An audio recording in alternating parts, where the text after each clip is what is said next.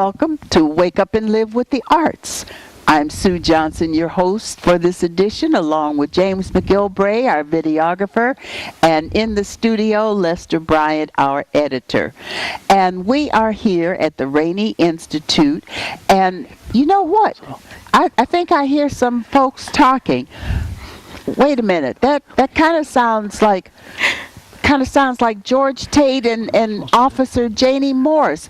You guys, I hear you. Come on in. Hey. Come on in for a minute. Hello, Sue. Have a sit down. Ladies. Join us. Hi, I heard you two talking out there. How are you today? Good. How are you? I like to say Tuesday, thank you, because today is Tuesday. You guys were chatting out there. I didn't realize, George, that you knew Janey that well. Do you know her from the neighborhood? Yes, pretty much.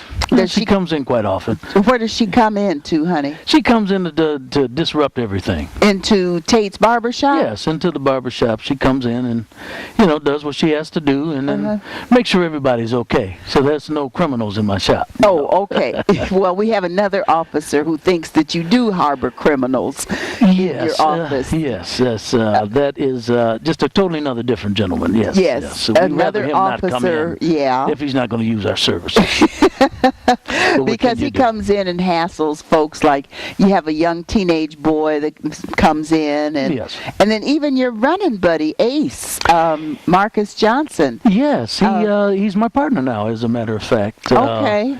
I gave him some training, and he went to school, and he learned to be a barber. So, yes, and I'm glad to have him there because, as you get older, things just don't work like they used to. Especially the old legs. I know what that's like. They just, they work when they want to, and when they don't want to, I need Ace. Yeah. So, yes, he comes in and helps out pretty much. And he's been a big help to you? Oh, most definitely. Yes, well, good. I'm glad to hear it because as time goes by, doesn't he ultimately take over the shop a little bit? Yes, he does. Okay.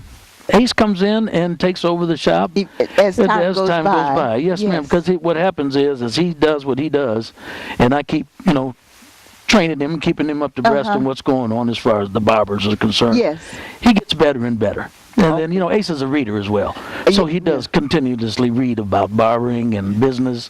So, I love him. I'm glad he's there. Well, he makes a fine addition to Tate's Barbershop. Yes. Yeah, and Officer Janey Morris. Now, you start out, you're fairly new on the force originally, and you, over the course of time, you end up putting in about 8 years on the force. So, Officer Morris, what's it like being on a police force such as the one in Jefferson City? That is a touchy topic. I can say being a black female cop, one, there's not many females on the force, so that is an accomplishment in itself. And being a black cop, especially in this neighborhood, you have a continuous divide between what you were raised around and what you believe in, your morals, your values, and what they expect of you on the force. First contact is when I first came on the force. I'd seen a few things that I wasn't too sure I particularly cared for, and it kind of changed my outlook on what my next years on the force would be. But like I said, it's just a continuous battle between your culture and your career. And not only that, but it becomes more obvious because your partner, Katie O'Neill, she has some interesting perspectives. Yes. As she is a cop who plays kind of a tough gal on the force, with kind of some interesting perspectives. And this is what the play Black and Blue Rhapsody is all about, is police and community relations and what can be done, if anything, about improving the relationships between the police and African American neighborhoods. Now, George Tate, how did you come to interact with Officer O'Neill? It starts way back with Connor O'Neill, and when you first, get your shop, and he's kind of a guy with certain perspectives also, is he not? Yes, he is. Connor O'Neill is one of those type of policemen that he thinks he runs everything. Mm-hmm. You know, this is his area, this is his neighborhood, and whatever we do, if it's not up to snuff with him, then he wants to arrest you and put people in jail and just really wreak havoc in the neighborhood. And of course, back in 1968, even more than today, it seems that police had a lot more license or leeway to kind of do it their way. Yes, yes. Where now, hopefully, there are a few safeguards. However, that's not always true, is it? No. And what ends up happening with him, it breaks down to his son and then also his granddaughter, whom is taken over at this time. But she kind of continues the realm of the, quote unquote, would you say, prejudice, yes, with the police and the neighborhoods, with black folks and African American people. Well, back then we were black, or we were Negroes. Back then we had a bunch of colors. Yes, we did. Yes. And then at the same token, they treated us like they owned us.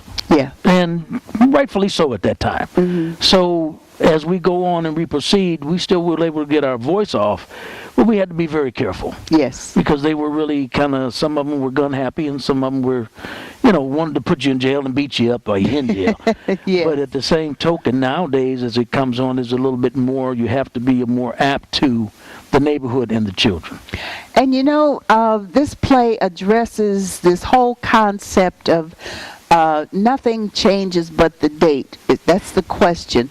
I mean, when you look at local, national news, I mean, you take everything from locally to Tamir Rice. Earlier, it was Trayvon Martin. Sandra Bland. Sandra Bland. There's just all kinds of issues still happening today. And it's not every day that you do hear that the police are called to task about their behavior. I was pleasantly surprised in the recent news, and I'm not sure because Texas is famous for getting into situations, or was it Detroit?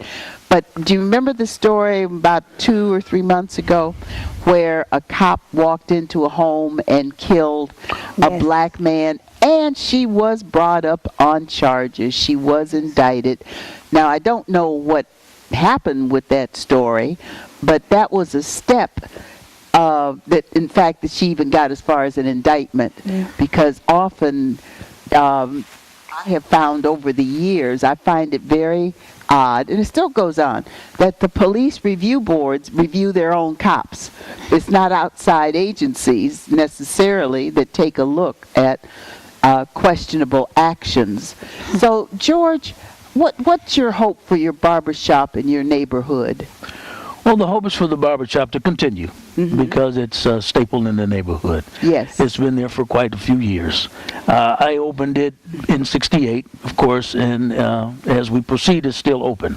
Yeah, Ace all the way to 2016. Yes, ma'am. Even though Ace has taken it over now. Which is a beautiful thing. And, that kind of stuff in our neighborhoods keeps the neighborhood functioning, so to speak, as far as, the older people coming in. Yes, ma'am. Yes, ma'am. Operation, yeah. Yes. And Janey, are you planning to continue with your police work as far as your career is concerned? I hope so. You hope so? I hope so. I hope I can be the voice and the change in the neighborhood, and this jungle will no longer be anymore. And you didn't call it that initially. That was that was my partner, Tate O'Neill, who carried it on from the grandfather's day. Yes. So as you can see, this story covers quite a lengthy period. And Black and Blue Rhapsody is the name of the play, was created, conceived, designed, written by Richard Asbury, our playwright, who is a newer playwright on the scene, and we are thrilled at Wake Up and Live's Actor Studio to support his efforts to get his works out into the public notice. On that note, we encourage you to go to Richard's email address, a.z.asbury, A-S-B-U-R-Y,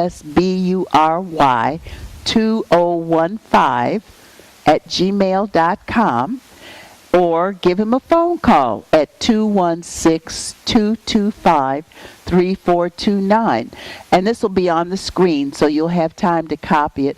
Get your tickets now for Saturday, June 1st, 7 o'clock p.m., Sunday, June 2nd, 3 o'clock p.m., right here at the beautiful Rainey Institute at East 55th, 1705 East 55th. Jennifer Harris is the executive director. And we also, knowing that it'll be after dinner on Saturday and after church on Sunday, the Teen Leadership Program here at Rainey is running a pre-show concession. So bring your dollars and your change to, support this group, the teen group, with getting your chips and your sodas and what have you. Because what it does, it helps them, the Teen Leadership Program, raise funds for them to go on field trips dedicated to arts and culture, which is what Rainey is all about. So therefore, we want to re-invite you to please think about getting your ticket, or take an ad, take a little personal ad out, or make a generous donation. Huge amounts of dollars would be appreciated to help us with this production. Questions, comments, concerns? You can also reach us at wakeupandlives, with an S, at gmail.com, wakeupandlives@gmail.com, or go to our website, www.wakeupandlives.org, or .com, doesn't matter, wakeupandlives.org or .com. You'll find all the information you need about Black and Blue Rhapsody by Richard Asbury, and we want to see you either Saturday, June 1st or Sunday, June 2nd, right here at Rainey. So till then, be sure to wake up and live with the arts every day and treat your neighborhood barber owner and police officer very nicely. See you next time.